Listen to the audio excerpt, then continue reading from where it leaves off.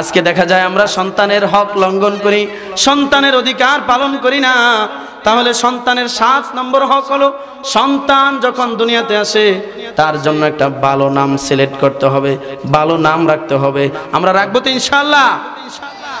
সন্তানের 8 নম্বর হক হলো সন্তান যখন বয়স হয়ে যায়, 7 বছর বয়স হয়ে যায়, তাহলে তাকে ইসলামী শিক্ষায় শিক্ষিত করতে হবে, ঈমানি তরবিয়ত দিতে হবে, ইসলাম শিক্ষা দিতে হবে।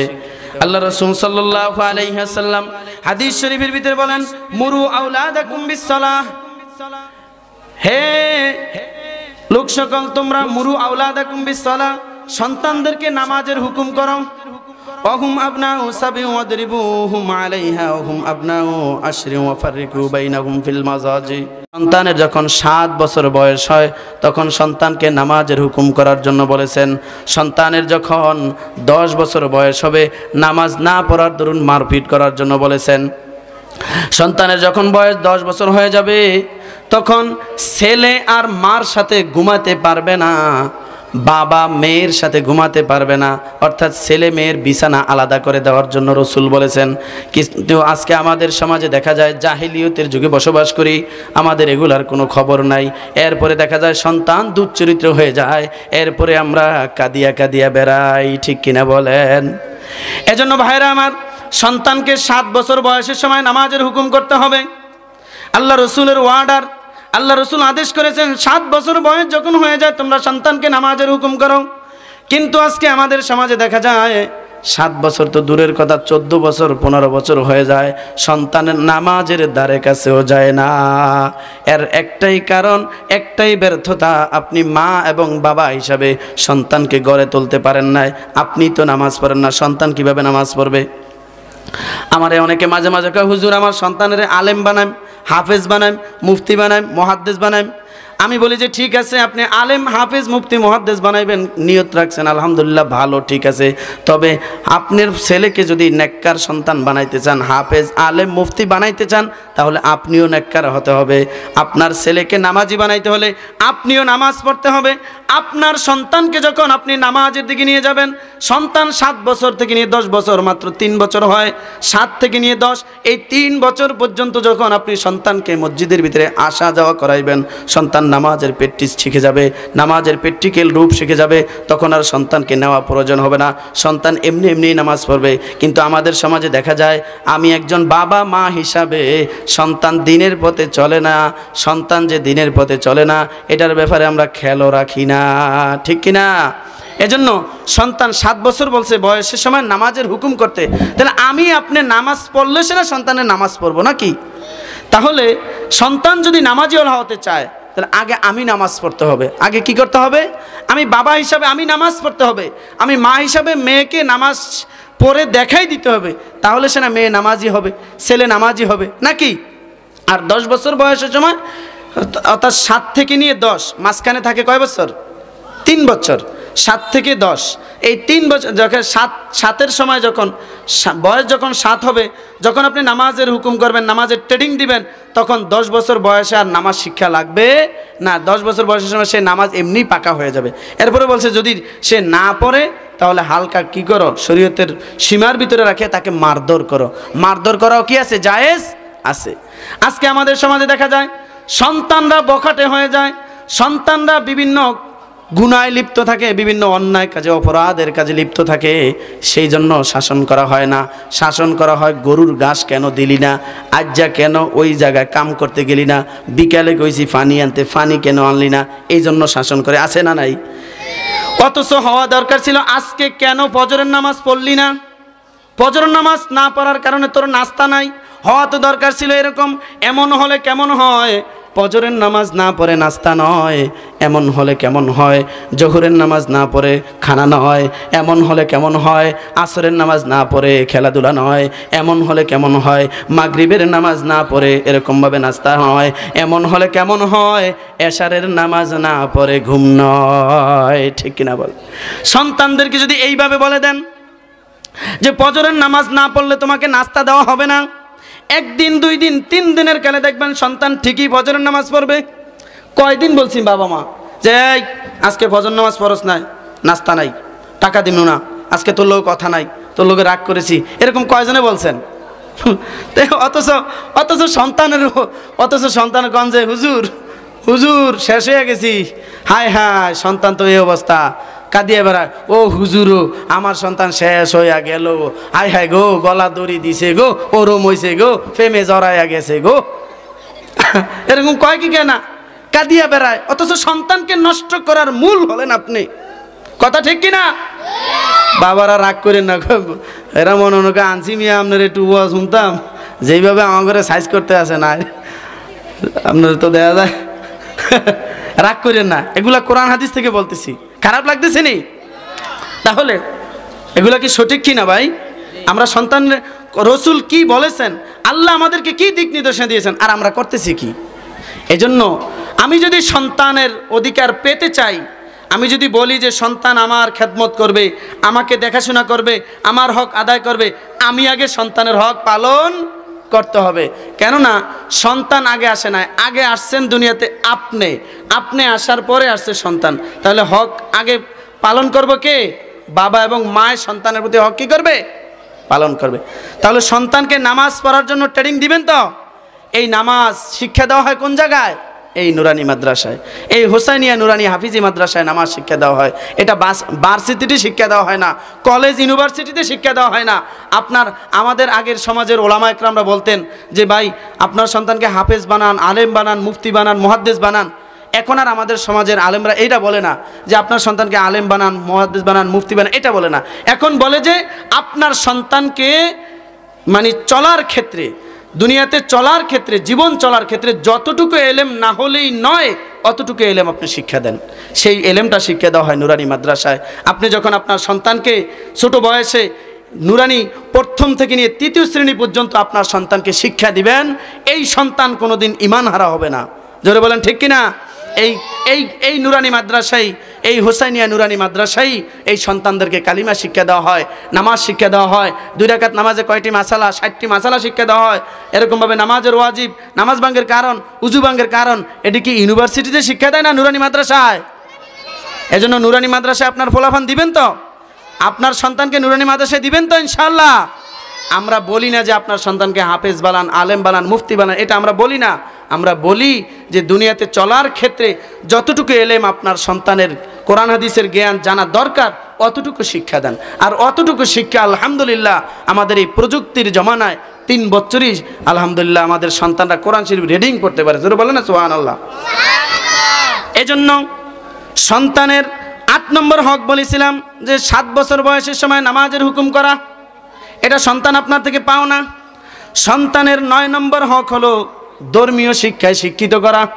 ধর্মীয় শিক্ষায় শিক্ষিত করা। আমাদেরকে কিছুদিন আগে এই লালমোহনের কাকরাইল মসজিদের একজন মুরব্বী সাখাওয়াত সাহেব, নাম শুনছেন না? সাখাওয়াত সাহেব কাকরাইলের, এই লালমোহনের মুরব্বী, কাকরাইল চিনছেন তো সবাই? উনি বলছে যে এক ব্যক্তির 4টা সন্তান ছিল। একটা সন্তানকে বানাইছে প্রফেসর, আরেকটাকে বানাইছে ডক্টর, আরেকটাকে ইঞ্জিনিয়ার, আরেকটাকে কোনোরকম কোরআন হাদিস পড়াইছে। তো যিনি ডক্টর উনি থাকে আমেরিকায়, যিনি ইঞ্জিনিয়ার উনি থাকে ইংল্যান্ডে, যিনি এরকম প্রফেসর উনি থাকে ঢাকার বাইরে, ঢাকাতে থাকে। আর মা আর বাবা বেচারা বেচারিনী দুজন ঘরের ভিতরে কাতরায় মরতেছে। ওই হাফেজ ছাত্রটা যেই সন্তানটাকে মাদ্রাসায় দিয়েছে, ওই সন্তান এই বাবা মাকে ধরে রাখছে, কোলে করে রাখছে। জোরে বলেন না সুবহানাল্লাহ। তাহলে এত ডিগ্রি অর্জন করে লাভ হলো কিটা? যে আপনার সন্তান আপনার খবর নেয় না, এই পড়ার কি লাভ হলো ভাইরা আমার? এজন্য দুনিয়ার শিক্ষিত হইলে দুনিয়া আপনাকে দুনিয়া শিখাইবে। দুনিয়ার শিক্ষিত যদি হন তাহলে দুনিয়া শিখাইবে। আর যদি কোরআন হাদিসের শিক্ষক হন, কোরআন হাদিসের জ্ঞান অর্জন করেন, তাহলে কোরআন হাদিস দুনিয়াও শিখাইবে, আখিরাতও শিখিয়ে দিবে। এজন্য সন্তানদেরকে ধর্মীয় শিক্ষা দেওয়া, কোরআনী শিক্ষা, সেই কোরআনী শিক্ষা কোথায় হয়? এই মাদ্রাসাতে হয়। এজন্য কোরআন শিক্ষা দিবেন। কোরআনের ভ্যাকসিন যখন সন্তানের অন্তরের ভিতরে ঢুকে দিবেন, এই সন্তান কোনোদিন ঈমান হারা হবে না। আল্লাহ রাসূল সাল্লাল্লাহু আলাইহি সাল্লাম বলেন, খায়রুকুম মান তাআল্লামাল কুরআন ওয়া আল্লামা, তোমাদের মধ্যে সর্বোত্তম হলো ওই ব্যক্তি যে নিজে কোরআন শিখে এবং অন্যকে শিক্ষা দেয়। কিন্তু আজকে আমাদের সমাজে আমরা বলি উত্তম কারা, যারা আলাদার বংশ, চৌধুরী বংশ, খান বংশ, এদেরকে উত্তম বলি। কিন্তু আল্লাহ রসুল এদেরকে উত্তম বলেন নাই, উত্তম বলেছেন দুই দল লোককে। এক দল হলো যারা কোরআন শিখে, আরেক দল হলো যারা কোরআন শিক্ষা দেয়। তাহলে পৃথিবীর ভিতরে বোঝা গেল যারা কোরআন শিখে এবং শিক্ষা দেয় এরাই হলো পৃথিবীর শ্রেষ্ঠ মানুষ। ঠিক কিনা বলেন? এজন্য আপনার সন্তানকে কোরআনের শিক্ষায় শিক্ষিত করবেন তো ইনশাআল্লাহ। সন্তানের 10 নম্বর হক হলো, আপনার যদি জায়গা জমি থাকে, মিরাজ থাকে, বন্টন করে দেওয়া। ছেলে হলে 2 ভাগ, মেয়ে হলে 1 ভাগ। কিন্তু আজকে আমাদের সমাজে অনেক সিটিং বাবা, কি বাবা? সিটিং বাবা আছে, সন্তানদের নামে সব সম্পদ লিখে দেয় আর মেয়েদেরকে বলছে তোদের জন্য দোয়া করে দিছি। কবরের ভিতরে বলে, কবরের ভিতরে যদি যায় এই বাবাকে বলবে তোর জন্য বাঁশ রেডি করছি। কবরের ভিতরে গেলে কি কইব? ফেরেশতারা কইব তোর জন্য বাঁশ রেডি করছি, তুই তোর মায়ের জন্য দোয়া রেডি করছ, তোর জন্য বাঁশ। আছে না না এরকম সিটিং বাবা? রাগ করেন না আপনারা, আলহামদুলিল্লাহ আপনারা ভালো, আমরা করে কই না, আমাকে হেদিকের কথা কই। সন্তানদের নামে সব সম্পদ লিখে দেয়, মেয়েদেরকে বলে দোয়া করিয়া দিছে। এজন্য খবরদার, এটা সন্তান আপনার থেকে পাও না। আপনার যদি জায়গা জমি থাকে, সন্তানদেরকে ছেলে সন্তান হলে 2 ভাগ, মেয়ে সন্তান হলে কয় ভাগ? 1 ভাগ দিয়ে দিবেন, আপনি দায়মুক্ত হয়ে গেলেন। না তো কিন্তু এই সন্তানের হক নষ্ট করছেন। এই সন্তানই যখন সন্তান বড় হবে, আপনি যখন কোমরে সাই দিব না, কুজু হয়ে হাঁটবেন, লাডি দিয়ে হাঁটবেন, এই সন্তানই আপনাকে বৃদ্ধাশ্রমে দিবে। ঠিক কিনা বলেন? কথা খারাপ লাগে মনে হয়, রাগ করেন না আপনারা, বাস্তব কথা বলতেছি এগুলা। এজন্য ভাইরা আমার, সন্তানের 10 নম্বর হক হলো সন্তানের মিরাজ বন্টন করে দেওয়া। মিরাজ কি করে দেওয়া? বন্টন করে দেওয়া। সন্তানের 11 নম্বর হক হলো, যেহেতু সময় সংক্ষিপ্ত হয়ে আসতেছে, গণা হয়ে আসতেছে, এই জন্য আমি তাড়াতাড়ি বলতেছি, খেয়াল করে শোনেন। সন্তানের 11 নম্বরে হক হলো মায়ের বুকের দুধ খাওয়ানো। মায়ের বুকের কি খাওয়ানো? দুধ খাওয়ানো। এই যে দেখেন, খেয়াল করেন, আপনি যখন একজন মেয়েকে বিবাহ করে ঘরে এনেছেন, এই মেয়ের পেটে যখন বাচ্চা আসছে আল্লাহ পাক রব্বুল আলামিন তখনই কিন্তু মেয়ে লোকের স্তনের ভিতরে দুধ দিয়েছে নাকি? বিবাহের আগে কি মেয়েদের স্তনে দুধ হয়? হয় না। দুধটা হয় কোন সময়? সন্তান যখন পেটে আসে, সন্তান গর্ভে আসে, তখন স্তনে দুধ হয়। তার মানে এটা দিয়ে এই কথা বুঝাইতে চেয়েছে যে এই দুধটা হলো সন্তানের পাওনা, সন্তানের খাওয়াইতে হবে। কিন্তু আজকে আমাদের সমাজে দেখা শরীর অসুস্থ হয়ে যায়, সন্তানদেরকে আগলা দুধ খাওয়ায়, আছে কি না? শুনে রাখেন মায়েরা, সন্তানদেরকে দুধ খাওয়ানো হলো ওয়াজিব, আপনার জন্য ওয়াজিব আলাল কিফায়া, ফরজ। ফরজের সূত্রে, ফরজের মানজালায় সন্তানকে দুধ খাওয়া এটা ওয়াজিব মার জন্য। কিন্তু আজকে আপনি যে সন্তানকে বডি ফিটনেস নষ্ট হয়ে যাবে বিদায় সন্তানকে দুধ খাওয়াইলেন না, এটা সন্তানের হক নষ্ট করলেন। আপনিও রেডি থাকেন, আপনি যখন বৃদ্ধ হয়ে যাবেন, আপনি সন্তানকে যতই কথা বলবেন না কেন, সন্তান আপনার কথা শুনবে না, সন্তান আপনাকে খোঁজ খবর নেবে না, আর এই সন্তানেই পরবর্তীতে আপনাকে বৃদ্ধাশ্রমে নিয়ে যাবেন। তাহলে সন্তানের 11 নম্বর হক কি ভাই? বুকের দুধ খাওয়ানো। আজকে দেখা যায়, দুঃখের বিষয় বলতে হয়, অনেক সন্তানদেরকে বুকের দুধ খাওয়ায় না। আছে না নাই? খাওয়ায় বিভিন্ন আগলা দুধ খাওয়ায়, আগলা বিভিন্ন ল্যাকটোজিন, ওই হেই বক্কর সকর বিভিন্ন জিনিস খাওয়ায়। আর খাওয়ান সমস্যা নাই, বুকের দুধের পাশাপাশি 6 মাস যখন সন্তানের বয়স হয়ে যায় আগলা খাবারের প্রয়োজন হয়, আপনি বুকের দুধও খাওয়ান, আগলাটাও খাওয়ান, সেটাতে কোনো সমস্যা নাই। কিন্তু বডি ফিটনেস নষ্ট হয়ে যাবে বিদায় বুকের দুধ বাদ দিয়া আগলাটা খাওয়াইলেন, এটা সন্তানের হক নষ্ট করলেন। সন্তানের হক কি করা হলো? নষ্ট করা হলো। এজন্য সন্তানের 11 নম্বর হক হলো মায়ের দুধ খাওয়ানো। সন্তানের 12 নম্বর হক হলো খতনা করানো। যখন বয়স হয়ে যায় 6 থেকে 7, 8, 9 এর ভিতরে খতনা করে দিবেন, অর্থাৎ মুসলমানি করে দিবেন। মুসলমানই তো বলা হয় আমাদের সমাজে এটাকে নাকি? খতনা মুসলমানি ছেলে সন্তান হলে এটা করে দিবেন, এটা আপনার প্রতি জিম্মা। 13 নম্বর হক হলো সন্তানকে হারাম সম্পদ থেকে দূরে রাখা। হারাম সম্পদ থেকে দূরে রাখা। হারাম সম্পদ খাওয়াইবেন না, যতটুকু পারেন চেষ্টা করবেন সন্তানকে নিজের কামাইয়ের টাকা দিয়া সন্তানদেরকে খাওয়ানোর। কেননা হারাম সম্পদ যদি খাওয়ান, এই হারাম সম্পদের দ্বারা যদি সন্তানের শরীর গঠিত হয়, তাহলে সে যতই আবাদত করুক না কেন কোনো আবাদত কবুল হবে না।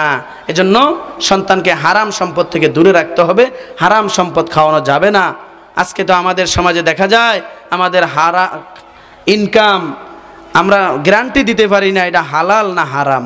আলহামদুলিল্লাহ 100%-এর ভিতরে 50%ই আছে হালাল, কিন্তু বাকিগুলাই কি হয়ে যায়, হারামের সাথে সংযুক্ত হয়ে যায়। হারামের ডাইরেক্ট না খাইলেও ইনডাইরেক্ট খাই, ডাইরেক্ট না খাইলেও কি খাই, ইনডাইরেক্ট। হয় সুদের সাথে জড়িত, না হয় ঘুষের সাথে জড়িত, না হয় অন্যর সাথে লেনদেন, মানে বিভিন্ন প্রকারের হারাম সম্পদের সাথে কি হয়ে যায়, জড়িত হয়ে যায়। আর যখন সন্তানরা এই সম্পদ খায়া বড় হয়, তখন এটি ফার্মের মুরগার মতন বলদা নম্বর 1 হয়, মা বাবাকে আর পাত্তা দেয় না, আছে কি নাই? এজন্য মা বাবা যখন সন্তানকে বুকের দুধ খাওয়াবে, কিতাবের ভিতরে লেখেন বুকের দুধের একটা পাওয়ার আছে। বুকের দুধ যদি খাওয়ান তাহলে এই সন্তান আপনার কথা শুনবে, বাবার কথা শুনবে, মার কথা শুনবে, বাবার মার কোনোদিন অবাধ্য হবে না। আর আপনি যদি বুকের দুধ না খাওয়ান তাহলে এটার একটা বদ এফেক্ট হলো, এই সন্তান আপনার কথা শুনবে না। দেখেন আমাদের সমাজে দুই প্রকারের মুরগি আছে, একটা হলো ফার্মের মুরগি, একটা হলো দেশি মুরগি। ফার্মের মুরগি এটি খায়া চান হুইয়া থাকে, এটি যত দৌড়াবেন এটি আর লড়তে পারে না। আর দেশি মুরগি যেটি, এটি হইলো এটিরে আপনার একজন মেহমান আইলে জাল দিয়েও ধরতে পারবেন না, পুরা বাড়ি আপনার অরান করে ছাড়বো, আছে কি নাই? তো আমাদের মুরব্বীরা বলেন যে যারা মায়ের দুধ খায় এরা হলো দেশি মুরগির মতন চতুর হয়, চালাক হয়, এরা দেশের জন্য অনেক কিছু করে, দেশকে পরিচালনা করার যোগ্যতা তারা রাখে। আর যারা মায়ের দুধ খায় না, ওই ল্যাকটোজেন খায়, এরপরে ডানু খায়, বিভিন্ন জাউ খায়, বক্কর চক্কর আরও আছে না অনেক কিছু, এই এডি খায়, এডি হয় ফার্মের মুরগার মতন, এডি বলদা নম্বর 1 হয়, এডি দিয়ে কোনো কাজ হয় না। এজন্য হারাম সম্পদ থেকে দূরে রাখবেন। কেননা আল্লাহ রসুল বলেন লা ইয়াদখুলুল জান্নাতা জাসাদুন গুজিয়া বিল হারাম, যে কাল কিয়ামতের ময়দানে হারাম শরীর গঠিত যেই সম্পদ দ্বারা সে শরীরটাকে এরকমভাবে হারাম সম্পদ দ্বারা গঠিত করছে, হারাম সম্পদ বক্ষণ করে সে এরকমভাবে শরীরকে বানাইছে, ওই শরীর আল্লাহর জান্নাতে যাইবে না। এবার আসেন 13 নম্বরে হলো, 14 নম্বরে হলো সন্তানের বিয়ের বয়স যখন হয় বিয়ে করে দেওয়া। সন্তানেরা তো অনেক খুশি, অনেকে কয় হুজুর আমাকে বিয়া শাদী করা না, একটু এটার ব্যাপারে কিছু কনো। বাহু তবু ব্যাপারে কইতারুম না, কি আর আমার সময় কম, আরো বাবা মার খেদমতের কত আছে, এটিও কইতেইব। বিয়ার বয়স হলে কি করে দেওয়া, বিয়ে করে দেওয়া, এটা পিতা মাতার প্রতি সন্তানের দায়িত্ব। খেয়াল রাখেন, আজকে আমাদের সমাজে দেখা যায় মেয়ের বয়স হয় 30 বছর, ফুলার বয়স হয় 40 বছর, ছেলেরও বিয়া করার খবর নাই, মেয়েরও বিয়া দেওয়ার কোনো কি নাই, মার বাবার কোনো মাথায় টেনশন নাই। তো ছেলেও ইন্দা পরকিয়া জড়ায়, মায়াও ইন্দা মোবাইল লয়ে আল্লাহ দিলে আল্লাহর নাম লইয়া কাম চালে যায় ভাগ্যা। রাজশাহী বিভিন্ন রাষ্ট্রে আছে না, না এরকম ছেলে মেয়ে প্রেমে জড়ায়া এরপরে যায় রাষ্ট্রে ভাগ্যা, বাবা মারে কষ্ট দিয়া। এরপরে দেখা গেছে বাবা মা যখন না মান্য নেয় তখন ছেলেও ফাঁসি দেয়, মেয়েও কি দেয়, গলার দড়ি দেয় ফাঁসি দেয়। এবার বাবা মা কান্না বেড়ায়, হায় রে মারে তুই কেমনে গেলি রে, হায় রে আমারে না তুই আরে কেমনে না যে গেলি রে, এরকম কান্দে কি না? এই যে আপনি যে ফাঁসিটা দেওয়ালেন এটার জন্য তো আপনি দায়। আপনি বাবা মা হিসাবে আপনার সন্তান যখন বালেগা হয়েছে, যখন প্রাপ্তবয়স্ক হয়েছে, জিনা থেকে বিরত রাখিয়া তাদেরকে আপনি কি করে দেন, বিয়ে করে দেন, তাইলে তার এই ঝামেলাটা হয় না। আজকে আমাদের সমাজে দেখা যায় বিয়া হয়ে গেছে কঠিন, জেনা হয়ে গেছে সহজ। অথচ রসুলের জামানায় বিয়া ছিল সহজ, জেনা ছিল কঠিন, ঠিক কিনা বলেন? একজন জেনাকার ধরা খাইলে তাদেরকে মেরে ফেলা হইতো। আয-যানিয়াতু ওয়াজ-যানি ফাজলিদু কুল্লা ওয়াহিদিন মিনহুমা মিআতা জালদা, 100 বেতের আঘাত করা হইতো, তাদেরকে পুঁতে ফেলা হইতো, মেরে ফেলা হইতো। এটা ছিল কোরআনী আইন। আজকে যদি কোরআনী শাসক চালু হইতো, কোরআনী আইন থাকতো, এই দেশের ভিতরে একটাও ইফতিজিন, একটাও এরকমভাবে জিনাকার থাকতো না। কোরআনে আইন চালু না হওয়ার কারণে ইফতিজিন বাড়ছে, প্রেম প্রীতি বাড়ছে, এরকমভাবে বেহায়াপনা, বেপরদাশীলতা বাড়ছে। জোরে বলেন ঠিক কিনা? এজন্য ছেলে মেয়ের যখন বয়স হয় তখন কি করে দিতে হবে? বিয়ে করে দিতে হবে। রসুলের জমানায় বিয়ে ছিল সহজ, জিনা ছিল কঠিন। আর আমাদের জমানায় বিয়ে হয়ে গেছে কঠিন, জেনা হয়ে গেছে সহজ। 500-1000 টাকা দিলেই জেনা করতে পারবেন। আর বিয়ে করতে গেলে কয় হুজুর সন্তান নিজের ভাইয়ে দাঁড়ায়, লোক নিজের ভাইয়ে দাঁড়াইব বলে হে বলে কয় হুজুর, তাহলে কার ফাও দিয়া চলে? নিজের ভাইয়ে দাঁড়ায়। অথচ সন্তানকে 50 থেকে হুজুর 60,000 টাকা দামের মোবাইল দেয়, সেটা দিতে পারে, কিন্তু বিয়াটা করাইতে পারে না। আপনি সন্তানের 50-60,000 টাকা দামের মোবাইল না দিয়া বিয়ে করে দেন এই টাকা দিয়া, তো সে গুনাহ থেকে বাঁচতে পারে, তো সে আর গুনাহ করতে পারে না, পরকীয়া করতে পারে না, প্রেম করার আর কোনো সুযোগ নাই। আর আমাদের জমানা বিয়াটারে নাট বল্টু দিয়া এমন স্পিরিট দিয়া মানে এটারে টাইট করছে, আল্লাহ বিয়া করতে গেলেই কত যে কঠিন হয়ে যায়। স্বর্ণ দিতে হইব, আংটি দিতে হইব, মায়ের জামাইরে ওরম করে দিতে হইব, ফোলারে সাজাই দিতে হইব, ওইছে হেইছে, ওরে বাবা রে বাবা। তো যুবকরা কয় ধুর বিয়ার দরকার কি, 100 তো 7 তারিখ। যুবক খবরদার, এটা কিন্তু খুব মারাত্মক গুনাহ, এগুলা করা যাবে না। আপনারা আমার আপন মানুষদেরকে এইভাবে কথা বলি, বুঝলেন? আমি সব জায়গায় এরকম করে বলি না। গতকালকে আমার প্রোগ্রাম ছিল আপনার সতলা, সেখানেও আলোচনা করছি। এখন আপনারা আমার নিজের মানুষ বিদায় আপনাদের লগে খোলা মনে কথা বলি, আপনারা আবার মনে কিছু নেননি, কষ্ট পাননি আবার। তাহলে সন্তানদেরকে বিয়ের বয়স হলে কি করে দেওয়া? বিয়ে করে দেওয়া। হ্যাঁ, যুবকরা তো খুশি, খুশি তো হইবেই। এবার আসেন 15 নম্বর হক হলো সন্তানদেরকে বিয়া করানোর আগে মতামত জেনে নেওয়া। এটা সন্তানের কিন্তু হক। খেয়াল করেন, অনেক বাবা মা আছে মেয়ের জন্য পাত্র ঠিক করে রাখছে, ছেলের জন্য পাত্রী ঠিক করে, কিন্তু মেয়েকেও জিজ্ঞেস করে না, ছেলেকেও জিজ্ঞেস করে না। আপনার ছেলে মেয়েকে বিবাহ দেওয়ার আগে, বিবাহ করানোর বা দেওয়ার আগে মেয়ের থেকে মতামত জেনে নিতে হবে। কি জেনে নিতে হবে? মতামত জেনে নিতে হবে। রসুলের জামানায় এগুলা ছিল ভাই, এগুলা ছিল ইসলাম। হযরত ফাতেমা রাদিয়াল্লাহু তাআলা আনহাকে যখন বিবাহ দিবেন, তখন মেয়ের বিবাহ দিবে, এখন তো প্রস্তাব তার সম্মতিটা জানতে হবে। তো একজনকে পাঠাইলেন যে দেখো আমার ফাতেমা কি বলে। তো বলছে যে তোমাকে তো বিবাহ দিতে চাই, তুমি কি বলো? তখন ফাতেমা চুপ ছিল। কি ছিল? চুপ ছিল। তাহলে 3টা আলামত, রাজি থাকার 3টা আলামত। মেয়েরা রাজি থাকার কয়টা আলামত? 3টা আলামত। 1 নম্বর হইলো আপনি যদি মেয়েকে বলেন যে তোমাকে বিবাহ দিতে চাই, তুমি কি বলো, তাহলে 1 নম্বর হলে সে চুপ থাকবে। চুপ থাকা মানে রাজি থাকার আলামত। 2 নম্বরে হাসিয়া দিবে। কি দিবে? হাসিয়া দিবে। 3 নম্বর হইলো কান্না দিব, কেন্দে দিবে। কি দিবে? কেন্দে দিবে। আবার কেন্দে দিবে, এটা ভাইরাল করেছে, এক কেন্দে দিয়া ভাইরাল করছে বহুত। তাহলে এই রাজি থাকার আলামত। তাহলে ছেলে সন্তানের বিয়ের আগে তার মতামত জেনে নেওয়া। মতামত কি নেওয়া? জেনে নেওয়া যে আমি তো তোমাকে বিবাহ দিতে চাই। অন্যের হাতে মতামতটা জেনে নেবেন যে ওনাকে তো বিবাহ দিতে চাই, দেখেন কি বলে। এমন আছে তার আরেকজনও তো থাকতে পারে পছন্দের, নাকি? হ্যাঁ, পছন্দ করছে জরিনারে, আপনি যদি পছন্দ করে আনেন কুদ্দুস আলীর মায়ারে, বেজাল বাঁচবো কি না? বেজাল পুরা দমে বাজ্যা যাইব। এজন্য পছন্দ যদি হয়, এটা দেখা যদি মিলে, তাহলে কি করে দেন?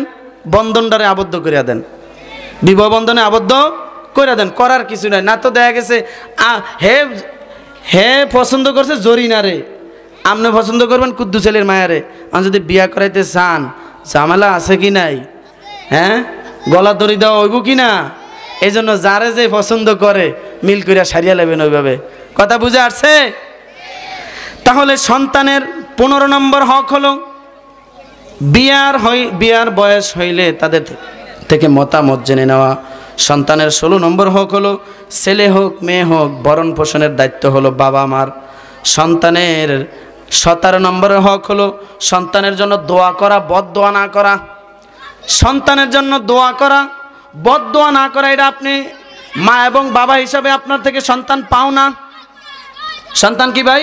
পাও না। আজকে তো আমাদের সমাজে দেখা যায়, এই ছাত্র ভাইরা, আজকে তো আমাদের সমাজে দেখা যায়, বিশেষ করে মা বোনেরা রাগ করে না, সন্তানরা একটু বিরক্ত বোধ করলে, সন্তানরা যদি একটু দুষ্টামি করে, মা বোনেরা এমন লানত দেয় যেগুলো মুখে উচ্চারণ করা কঠিন হয়ে যায়। আল্লাহ তোরে গজবে নোক, ঠাড়ায় নোক, ওই হে গাড়ি তোরে ফরি আমার।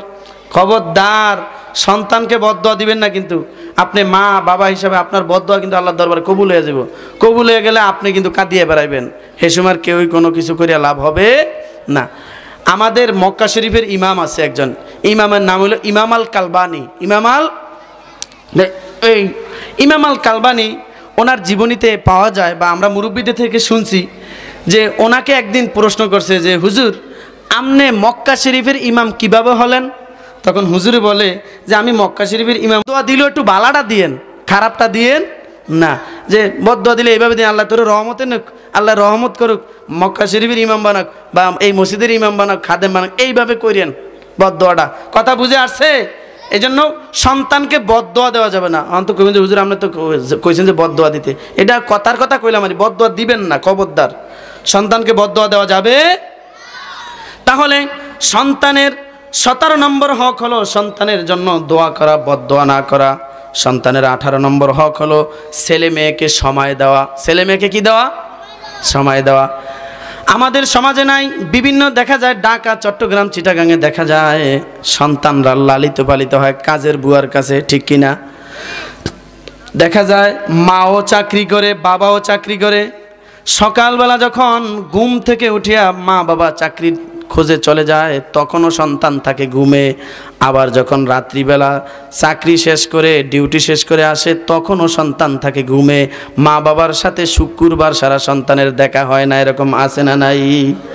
এজন্য আল্লাহ রসুল বলছেন সন্তানদেরকে সময় দিতে হবে, সন্তানদের সাথে খেলাধুলা করতে হবে, একটু দুষ্টামি করতে হবে, একটু মাঝে মাঝে আদর করবেন, মাঝে মাঝে চুমু দিবেন। ছেলের গালে চুমু দিলেন, কপালে চুমু দিবেন, এটা সওয়াব। কয়জনে দিয়েছেন বলেন তো? খাইলে একাল সন্তানের বিরুদ্ধে কোন হুজুর কথা মানে না, হুজুর কি আরতাম, হুজুর ফোলাই তো একালে বেলাই নিয়ে যায়। আপনি তো করতে আছেন এটি, ফোলানের কেন আপনি বেলাই নেন, কেন মোবাইল দেন, কেন আপনি টিভি বিভিন্ন আড্ডাখানায় তাদেরকে পাঠান। আজকে আমাদের সমাজে দেখা যায়, দুঃখের বিষয় বলতে হয়, ঘরের ভিতরে মায়ও মোবাইল চায়, মেয়েও মোবাইল চায়, মায়ও নাটক দেখে, মেয়েও নাটক দেখে, আছে কি নাই? অথচ মা হলো সন্তানের জন্য একজন আদর্শ গার্ডিয়ান।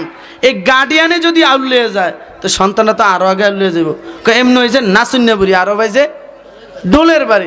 সন্তানরা তো এমনি নাচুন্যা বুড়ি, হেগুনের যদি ডোলের বাড়ি দিয়ে দেন তো এগুলোতে এমনি আউলিয়ে যাব। এজন্য মা বাবারা সতর্ক থাকতে হবে। আজকে আমাদের সমাজে কি যে একটা জমানা আয়া পড়লো, এই মোবাইলে পুরো সমাজটারে নষ্ট করে দিল, ধ্বংস করে দিল। মাও মোবাইল চায়, মেয়েও মোবাইল চায়, বাবাও চায় কার্টুন, ছেলেও চায় কার্টুন, আছে না না এরকম? আরে আমরাও কথা কি কম, আমি মাঝে মাঝে বাদ গেলে আর সন্তান কি প্রযুক্তির জমানা আছে। আমার মাঝে মাঝে বাড়িতে গেলে আমার ছোটো ভোলা কয় বাবা মোবাইলটা দাও। আমি কি আর বা কয় তুই কার্টুন চাই, কার্টুন। আমি কই বেটা তোর বাবা চিনে কার্টুন? দেখেন ছোট্ট ভোলান কি মেধা, কয় বাবা একটু কার্টুন চাই, কার্টুন কার্টুন। আমি কই বেটা ফিডার লগে লাশ বানাইলাম, তোর বাবা চিনে কার্টুন? এই কথা যখন বলছি এর পর থেকে আর কোনোদিন আমার কাছ থেকে মোবাইল চায় না। এজন্য সন্তান বাবারা যারা আছেন, যখন তাকে ধমকি দিবেন, যখন তাকে শাসন করবেন, দেখবেন এই সন্তানের বুকের ভিতরে আসর লাগবে, কখনো মোবাইল চাইবে না। আপনি মোবাইল আদর করে দেন। আরেকটা বাইরেছে মোবাইল না দিলে বলে ভাত খায় না, তাই আমরা খাইছি কেমনে? সন্তানদেরকে বিভিন্ন কাজে লাগিয়ে দিবেন, বিভিন্ন কাজে যখন লাগিয়ে দেবেন। এই যে আমি বাড়িতে গেছি মতো নেই, আমার সন্তানের বয়স 3 বছর। কয় বছর? 3 বছর। আলহামদুলিল্লাহ এই 3 বছর বয়সে কালিমা পারে, এরপরে দোয়া পারে, বিভিন্ন মাসলা মাসাইল পারে, সরে পারে, ক পারে, আলহামদুলিল্লাহ পুরাটা পারে। আলহামদুলিল্লাহ আমার এগুলা শুনে আমার অনেক ভালো লাগে। আমি এইগুলা মানে মোবাইল যাতে করে তার ভিতরে মোবাইলের নেশা না ঢুকতে পারে এজন্য বিভিন্ন বই নেই। এই গত কিছুদিন যাওয়ার সময় চক নিছি, সিলেট নিছি, এ তো লিখতে পারো না, তারপরে কম যে একটু আঁকা জুকা কর, কাজে লাগিয়ে দেন। সন্তানদেরকে যখন কাজে লাগিয়ে দিবেন এই সন্তানরা বেকার হবে না। আজকে আমাদের মা বাবার কারণে সন্তানরা বেকার হচ্ছে। মা বাবার কারণে মেয়েরা শ্বশুর বাড়িতে যায় অপদস্থ হচ্ছে। বলে কি কয় আপনার কি মায়া দিলেন, কাম করে না, কাজ করে না, সারাদিন শুয়ে থাকে, ওই করে এই করে। এটা তো মায়ের কারণে হয়েছে। আজকে মা যদি মেয়েকে থাল বাসন দেওয়া শিখাইতো, রান্না শিখাইতো, খাতা শিলান শিখাইতো, গরজারু দেওয়া শিখাইতো, কাজে ব্যস্ত রাখতো, এই মেয়ে কোনো দিন অলস থাকতো? আরে বলেন অলস থাকতো কি না? আজকে দেখা যায় মারাও কাজ শিখে না, শিখায় না সন্তানদেরকে, মারাও অলস, সন্তানরাও হয় অলস। এজন্য অনেকের খারাপ লাগলো, এগুলা কিন্তু সত্য কথা বলতেছি, মনে কিছু মাইন নিয়েন না, এগুলা থেকে পরিবর্তন হন ভাই, সমাজ পরিবর্তন হন, দৃষ্টিভঙ্গি বদলান, জীবন বদলে যাবে। আজকে কার প্রেমে পড়তেছেন? আজকে যা দুনিয়ার প্রেমে পড়িয়া অনেক অন্যায় অপরাধ করতেছেন, মেয়ের প্রেমে পড়ে যাচ্ছেন, স্ত্রীর প্রেমে পড়ে যাচ্ছেন। আমাদের মুরব্বীরা বলেন যে দুনিয়ার প্রেমে যদি পড়ো তাহলে জীবন নষ্ট হয়ে যাবে, আল্লাহর প্রেমে যদি পড়ো জীবন শ্রেষ্ঠ হয়ে যাবে। জোরে বলেন না সুবহানাল্লাহ। তাহলে দুনিয়ার প্রেমে পড়লে জীবন নষ্ট, আল্লাহর প্রেমে পড়লে জীবন শ্রেষ্ঠ। এজন্য দুনিয়ার প্রেমে পড়বেন না আল্লাহর প্রেমে পড়বেন? আল্লাহর প্রেমে পড়তে হবে। এজন্য ভাইরা আমার, 20 নম্বর সন্তানের হক হলো কঠিন কঠিন কাজগুলোকে, কঠিন কঠিন ইবাদতগুলোকে প্র্যাকটিস করানো। আমরা ছোটোবেলায় দেখছি, ছোটোবেলায় যখন আমাদের বয়স 10 থেকে 12 বছর ছিল, বাবা মারা যখন রোজা রাখতেন আমাদেরকেও ভোর রাত্রে জাগাইতেন, আমরাও রোজা রাখতাম। এরপরে দুপুরবেলা আইসা গেলে ক্ষুধায় থাকতে পারতাম না, মায় কইতো এবার ইফতার কর। আমি কই মা আপনারা দি করেন না? কয় আমরা করুম সন্ধ্যাকালে, তুই এখন কর। তাই আবার হেয়ার দিন রাখতাম, দুপুরে আবার ইফতার করাইতো। তো কইতাম কি গো আপনারা করেন সন্ধ্যাকালে, আমাকে দি এখন করান। কয় তো এই দুইটা মিললে একটা হয়েছে, একটা বুঝ দিছে আরই এবাদতের প্র্যাকটিস। আর মা বাবায় ওই সন্ধ্যাবেলা ইফতার করতে, হ্যাঁ লোকে ডাবল ইফতার করতাম আবার। কথা বলছেন? এই যে বাবা মায় ছোটোবেলা থেকে একটা এবাদতের প্র্যাকটিস যখন করাইছে, প্র্যাকটিক্যাল যখন দেখাই দিছে, আলহামদুলিল্লাহ আলহামদুলিল্লাহ বুকে হাত রেখে বলি এখন রোজা কাজা হয় না। বলেন না সুবহানাল্লাহ। এখন আর রোজা কি হয় না? কাজা হয় না। কিন্তু আজকে আমাদের সমাজে দেখা যায় অনেক যুবক যুবতীরা নাদুস নুদুস থাকা সত্ত্বেও এই ফরজ রোজা রাখে না। এরকম আছে না নাই? এজন্য ভাইরা আমার, সন্তানদেরকে ইবাদতের প্র্যাকটিস করাইবেন। এই যে সামনে আসতেছে শবে বরাত, কি আসতেছে? শবে বরাত। সন্তানদেরকে নিয়ে এরকমভাবে ঘরের ভিতরে ইবাদত করেন, জিকির করেন, দোয়া পড়েন, সন্তানরা আপনার থেকে শিখবে। একজনকে বানিয়ে যান, সন্তানদেরকে দিনদার বানিয়ে যান। বানিয়ে গেলে আপনি মারা গেলে সন্তানরা আপনার কবরের পাশে যাবে। আজকে আমাদের দুঃখের বিষয় বলতে হয়, বাবা মারা যায়, মা মারা যায়, সন্তান শ্বশুর বাড়ি বছরে যায় 10 বার, বাবা মার কবরে যায় না একবার। আছে না নাই? যেন সন্তানদেরকে যখন বানিয়ে যাইবেন, যখন তাদেরকে সুশিক্ষায় শিক্ষিত করে যাইবেন, এই সন্তানরা কোনোদিন আপনার অবাধ্য হবে। এজন্য ভাইরা আমার, সন্তানের 21 নম্বর হক হলো সন্তানদেরকে সাঁতার শিখানো।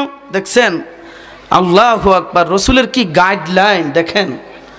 আমাদের সমাজে আমরা সন্তানরা যখন ছোটোবেলা থাকে তখন যখন 2 বছর 2.5 বছর হয়, সন্তানদেরকে হাতে ধরি আর বলি না আব্বু হাঁটো হাঁটো হাঁটো, এভাবে বলি না, একটু হাঁটো হাঁটো, আবার ওখানে ছাড়িয়ে দেই এবং করে হাত পাতি দেয়, একটু আসো চাই, হাঁটতে চাই কিনা।